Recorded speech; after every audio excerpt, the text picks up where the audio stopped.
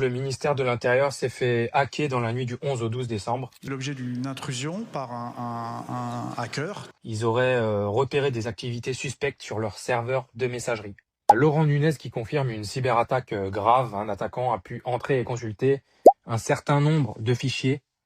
Classique phrase en fait qui veut tout et rien dire. Derrière, il y a eu un message de revendication qui a pop sur un forum et les mecs menacent en fait de publier les données si l'État ne paye pas. Et ouais, en gros, c'est un ransomware d'État. Le pire, donc, c'est que le point d'entrée, c'est des boîtes email pro.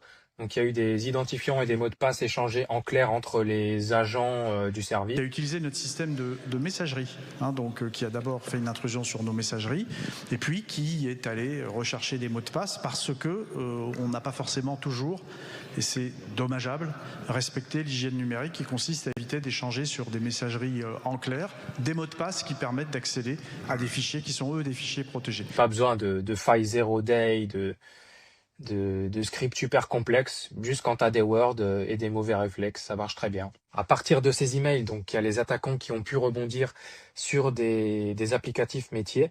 En fait, les outils internes de la police et de l'administration. En gros, si vous voulez, donc c'est l'intranet, mais pour l'État. Et parmi ces outils, donc il y a surtout le TAG et le FPR. Le FPR, donc c'est les personnes recherchées, surveillées ou fichées des personnes recherchées, je crois que ça veut dire.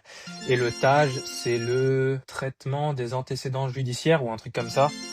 Bref, c'est là où il y a les casiers, où il y a l'historique des personnes. Donc c'est deux applications, bah oui, super sensibles. Il y a les attaquants qui parlent de 16 à 16,5 millions de personnes concernées.